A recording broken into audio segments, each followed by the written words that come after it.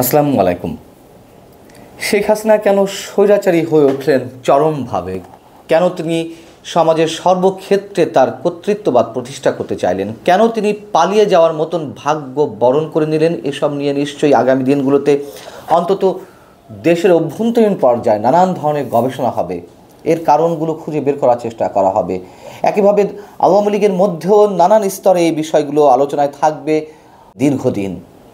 তবে এর পিছনে যত কারণ থাকুক না কেন, একটি কারণ নিশ্চয়ই এগুলোর মধ্যে রয়েছে, তা হচ্ছে আওয়ামী লীগের ত্যাগী নেতাকর্মীদের দূরে সরিয়ে দিয়ে একেবারে দলীয় কর্মকাণ্ডের সঙ্গে যাদের কোনো মিনিমাম কোনো ধরনের সম্পৃক্ততা ছিল না, যাকে তাকে ইচ্ছে তিনি তুলে নিয়ে এসে রাজনীতির বিভিন্ন ক্ষেত্রে প্রতিষ্ঠা করেছেন। সংসদ সদস্য থেকে শুরু করে মন্ত্রী পর্যন্ত করেছেন তার একক স্বেচ্ছাচারিতার মাধ্যমে। সেই ত্যাগী নেতা কর্মীদের অভিশাপও নিশ্চয়ই শেখ হাসিনার কপালে লেগেছে, তার ভাগ্যে পড়েছে। এই কথাগুলো কেন বলছি? সাবেক হুইপ, সাবেক সংসদ সদস্য মাহবুব আরা গিনি আটক হয়েছেন, আপনারা জানেন। এটি ঢাকা মহানগর পুলিশের পক্ষ থেকেও নিশ্চিত করা হয়েছে। তাকে আদালতে তোলা হবে, যাই হোক কারাগারে তো নিশ্চয়ই পাঠানো হবে। তার বিরুদ্ধে ঢাকা এবং গাইবান্ধাতে একাধিক মামলা হয়েছে, বেশ কয়েকটি মামলা হয়েছে। সেই সব মামলায় তাকে আটক করা হতেই পারে। কিন্তু মাহবুব আরা গিনি কে, কীভাবে উঠে এলেন?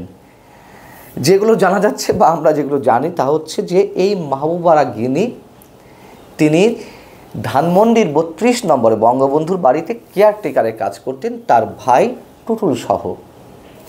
এইভাবে কেয়ারটেকারের কাজ করতে করতে একটা সময় তিনি প্রবল ক্ষমতার অধিকারী দল, রাষ্ট্র সরকারের সাবেক প্রধানমন্ত্রী শেখ হাসিনার সান্নিধ্য লাভ করেন, খুব কাছাকাছি চলে আসেন এবং হঠাৎ করে তিনি তার যেন কেমন কেমন করে আত্মীয় বনে গেলেন।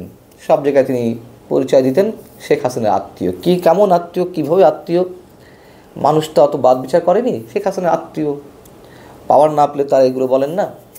যাই হোক, এবং এই মাহবুব আরা গিনি তিনি শেখ হাসিনার পারিবারিক কাজ করতেন, রান্নাবান্না থেকে শুরু করে সব ধরনের কাজ করতেন। আচ্ছা, বিনিময়ে তিনি কী পেলেন? বিনিময়ে তিনি আওয়ামী লীগের টিকিটে নির্বাচন করলেন। দ্বাদশ জাতীয় সংসদ নির্বাচনে তিনি হুইপও হয়ে গেলেন জাতীয় সংসদের, এবং এর আগে পরে শত শত কোটি টাকার প্রকল্প তিনি বাগিয়ে নিতে থাকলেন। এই যে মানুষগুলো শত শত কোটি টাকার মালিক হয়েছেন, তা তো প্রধানমন্ত্রী শেখ হাসিনা নিজেই বলেছিলেন যে তার গৃহ পরিচারিকা থেকে বা ৩২ নম্বরে কেয়ারটেকার থেকে তিনি এমপি হুইপ হয়েছেন। তার পিয়ন জাহাঙ্গীর যে ৪০০ কোটি টাকার মালিক হয়েছিলেন, সেটা তো আপনাদের নিশ্চয় মনে আছে। তিনি নিজের মুখে উচ্চারণ করেছিলেন একটি সংবাদ সম্মেলনে যে তার পিয়ন ৪০০ কোটি টাকার মালিক হয়েছেন। তিনি কি দমভক্তি করছিলেন, গৌরবের সঙ্গে বলছিলেন। গৌরব মানে তিনি তাকে কাজ থেকে ঝেঁটিয়ে বিদায় করেছেন, সেটা তিনি বলছিলেন। কিন্তু তিনি ওই সময় বলেন যে তাকে আমি আটক করেছি, তাকে আমি আইনের আওতায় এনেছি। সামান্য তাকে কাজ থেকে বাদ দিয়ে তিনি গর্ববোধ করলেন, নিজেকে অন্যভাবে উপস্থাপনের চেষ্টা করলেন যে তিনি কতটা ভয়ঙ্কর অন্যায়ের বিরুদ্ধে যে তাকে কাজ থেকে বাদ দিয়ে দিয়েছে, পিয়নের কাছ থেকে।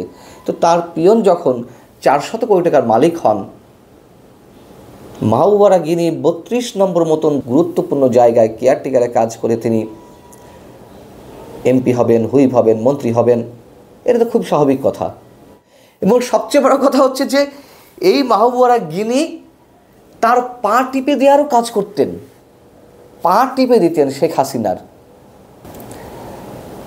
আমাদের আর মন্তব্য করা কিছু নেই। একজন মানুষ যিনি পা টিপে দিতে দিতে মন্ত্রীর সমপর্যায়ে চলে গেলেন, প্রতিমন্ত্রীর সমমর্যাদার হুইপের দায়িত্ব পেয়ে গেলেন, সেই রাষ্ট্র আর কীভাবে চলতে পারে? এবং এই যে মাহবুব আরা গিনি, তিনি আবার কি করতেন? তিনি যে ক্ষমতার অধিকারী হলেন শেখ হাসিনার সান্নিধ্যে থেকে, তিনি নিজেকে সৎ নির্ভীকভাবে উপস্থাপন করতেন। গাইবান্ধা ২ আসন থেকে তিনি যেখানে এমপি নির্বাচিত হলেন কথিত নির্বাচনের মাধ্যমে, এবং সেখানে তিনি দুটো হ্যান্ডস পেয়েছিলেন। একটি হচ্ছে জেলা যুবলীগের সাধারণ সম্পাদক আহসান হাবিব রাজীব আর মৃদুল মোস্তাফি। মৃদুল মোস্তাফি আবার তার ভাইয়ের ছেলে। এই যে যুবলীগের সেক্রেটারি আহসান হাবিব রাজীব আর মৃদুল, তাদেরকে নানান কাজে তিনি বিভিন্নভাবে দায়িত্ব দিয়ে দিলেন। কিভাবে কাজগুলো বাগিয়ে আনতে হবে, কীভাবে টেন্ডারবাজি করতে হবে, কিভাবে টাকা কামানোর মেশিন বানানো যেতে পারে। মাওয়ারাগিনী যেভাবে শেখ হাসিনার পা টিপে দিতেন, এই মৃদুল মোস্তাফি ঝন্টু তিনিও মাওয়ারাগিনীর হ্যান্ডব্যাগ টানতেন। তিনি যখন এই এলাকায় যেতেন হ্যান্ডব্যাগটা তার কাছে দিয়ে দিতেন এবং সেভাবে বই বেড়াতেন। এরকম আরও অনেকে আছেন। এই যে মহিলা এমপিদের বা মহিলা নেতৃত্বের ব্যাগ টানার কাহিনী আমার আরও জানা আছে। খুলনায় এরকম একজন মন্ত্রী ছিলেন, একজন এমপি, তিনিও যাকে তাকে দিয়ে ব্যাগ টানাতেন।